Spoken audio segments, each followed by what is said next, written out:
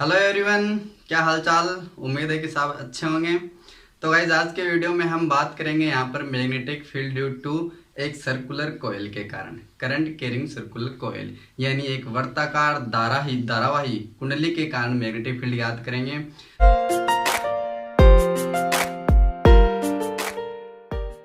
तो चलिए यहाँ पर देखते हैं कि इस कुंडली के कारण मैग्नेटिक फील्ड जो है कितना होता है, उसको कैलकुलेट करेंगे।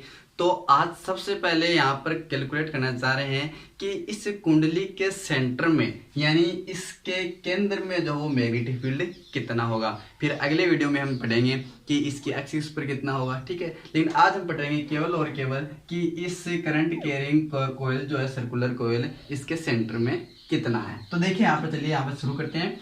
तो देखिए हमारे पास ये धारावाही कुंडली है जिसमें कोई I परिणाम की विद्युत धारा इसमें जा रही है और इसके सेंटर O है। इस पर हमें मैग्नेटिक फील्ड ज्ञात करना है, कैलकुलेट करना है कि कितना होता है, ठीक है।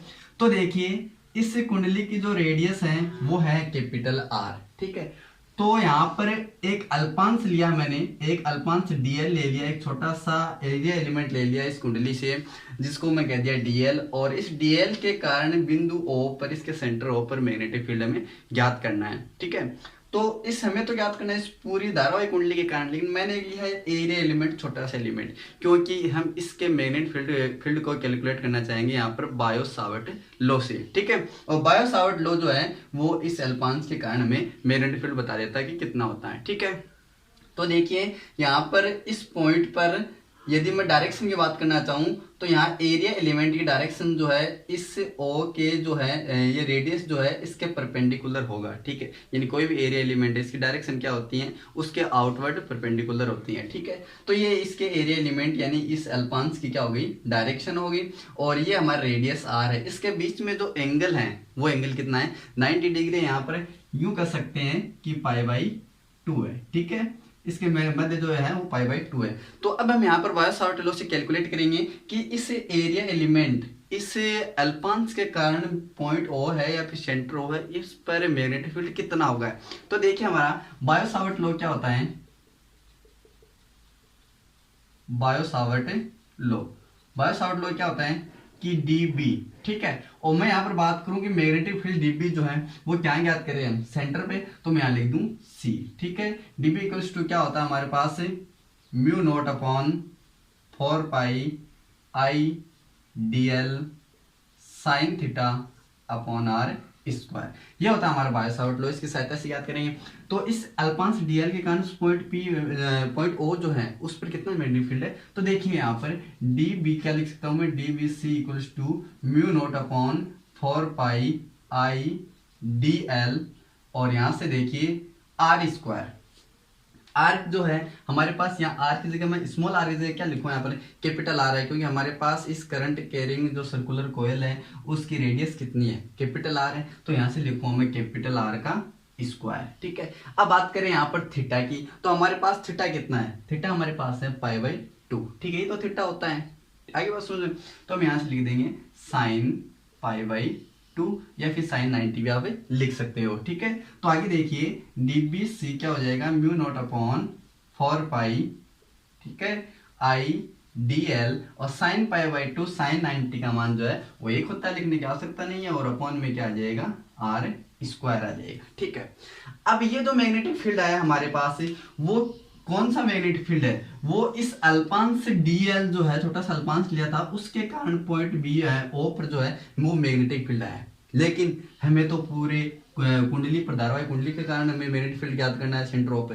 तो देखिए यहाँ पर मैं यहाँ पे dl जो अल्पांश लिया है, ये अल्पांश बहुत छोटे छोटे अल्पांश में पूरी कुंडली के ऊपर लिख सकता हूँ, ठीक है। और सभी अल्पांशों को मैं बीजगणित योग कर दूं, उसका सम कर दूं सभी का मैं, तो हमारे पास टोटल के कारण मैग्नेटिक फील्ड आ जाएगा सेंटर O पे, ठीक है। यानी मैं इसको लिखूंगा अभी dBc equals to μ0/4πI/r² dl। एक अल्पांश था dl, सारे अल्पांश लेने छोटे छोटे, तो मैं क्या लिखूंगा उसको, मैं समेसन dl, ठीक है, सिग्मा dl लिखूंगा, जिससे क्या आ जाएंगी, सारे हमारे पास क्या आ जाएंगे, जो भी एरिया एलिमेंट है वो सारे आ जाएंगे, ठीक है। अब यहां से देखिए dl सिग्मा डी एल किसके इक्वल होगा भाई, डी सिग्मा डी एल का मतलब हो गया यहाँ पर कि इस सर्कुलर जो हमारे पास कोयल है इसके सारे के ऊपर जितने भी हमारे पास अल्पांश हैं उस अल्पांशों का योग, तो मैं कहता हूँ अल्पांशों का योग जो है वो इसकी परिधि के बराबर होगा, इस कोयल की परिधि के बराबर होगा। और हम जानते हैं कि किसी वृत्त की या सर्कुलर कोयल की परिधि क्या होती है, तो देखिए मैं लिख सकता हूँ I/r² और 2πr लिख सकता हूँ मैं 2πr, ठीक है। और यहाँ से आप क्या कर लीजिए, अब सरल कर लीजिए, तो देखिए यहाँ से एक r से एक r कट गया यहाँ से, और पाई से पाई कैंसिल हो गया, और 2 से यहाँ 2 कैंसिल हो गया, यानी हमारे पास बचा अब DBC यानी सेंटर पर, ठीक है। तो मैं यहाँ से केवल B लिख देता हूँ, मैग्नेटिक फील्ड में ज्ञात करना है,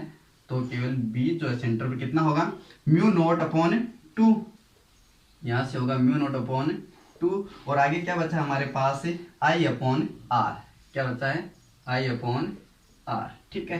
तो यहाँ से देखिए r जो है कैंसिल हो गया था, एक r बचा था, पाई कैंसिल हो गया था, और 2 यहाँ पर बचा है, तो यहाँ पर I बचेगा केवल। या फिर इसको दूसरे फॉर्म में हम लिख सकते हैं, ठीक है। यदि हम इस 2 को नीचे न काटें तो यह आ जाएगा BC and B magnetic field centre पर होगा μ0/4, ठीक है। और इसको लिख सकता हूँ मैं 2I/r, ये भी आप मैग्नेटिक फील्ड लिख सकते हो। तो ये आ गया इससे सर्कुलर कोयल के कारण पॉइंट O पर यानी इसके सेंटर O पर मैग्नेटिक फील्ड कितना है, ठीक है।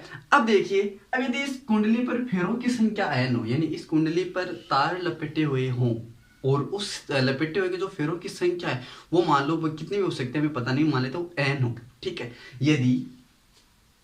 यदि फेरों की संख्या कितनी हो, कैपिटल N हो, यानी इसमें n फेर लगे हुए हो, तो मैं क्या लिख सकता हूँ BC = μ0/, ठीक है, 2 और NI/r, ठीक है। ये हो गया किसी कुंडली पर यदि n फेरे हों, ठीक है, n तार लपेटे हुए हों, तो उसके कारण मैग्नेटिक फील्ड कितना होगा सेंटर पर O पे, ठीक है। तो ये हो गया, इसे कैलकुलेट कर लिया हमने कि मैग्नेटिक फील्ड कितना होते हैं। अब यहाँ पर बात करते हैं कि मैग्नेटिक फील्ड किस पर डिपेंड करता है। तो देखिए नीचे देखो यहाँ पर R आ रहा है हमारे पास, R क्या है, R है सर्कुलर कोयल की रेडियस, ठीक है। यानी हम कह सकते हैं कि रेडियस पर डिपेंड करेगा। कैसे करेगा कि यदि हम रेडियस को बढ़ा दें तो मैग्नेटिक फील्ड क्या होगा, कम होगा, और यदि रेडियस को कम करें तो मैग्नेटिक फील्ड बढ़ेगा, ठीक है। यानी ये कह सकते हैं आपका मैग्नेटिक फील्ड B जो वो R के क्या होता है, व्युत्क्रमानुपाती होता है। चलिए इसके हम ग्राफ की बात करते हैं अब। तो देखिए ग्राफ यदि हम देखना चाहें, ठीक है, तो सबसे पहले ये ग्राफ देखिए जो हमारे पास होगा B सेंटर के बीच में जो इस तरफ है, और दूसरी बात करें यहाँ पर रेडियस R के बारे में, तो मैंने क्या कहा व्युत्क्रमानुपाती होता है, तो इसका ग्राफ इस प्रकार रहेगा, ठीक है।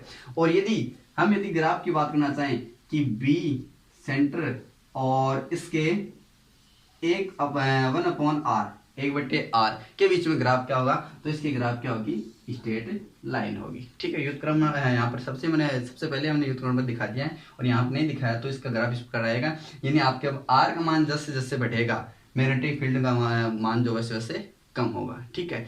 तो ये गाइज हुई हमारे आज के वीडियो में कि एक सर्कुलर कोयल के कारण, ठीक है, और उसके पॉइंट यानी उसके सेंटर में मैग्नेटिक फील्ड कितना होता है। नेक्स्ट वीडियो में हम पढ़ेंगे कि इस सर्कुलर कोयल के इस एक्सिस पर जो है वो मैग्नेटिक फील्ड कितना है, ठीक है। तो आई होप कि आपको वीडियो पसंद आया होगा। पसंद आया तो लाइक, शेयर और कमेंट करें, और सब्सक्राइब कर बेल आइकन को प्रेस कर ले ताकि आपको नोटिफिकेशन मिलता रहे। फिलहाल आज के वीडियो में इतना ही, मिलते हैं नेक्स्ट वीडियो में, तब तक के लिए बाय बाय, टेक केयर, जय हिंद।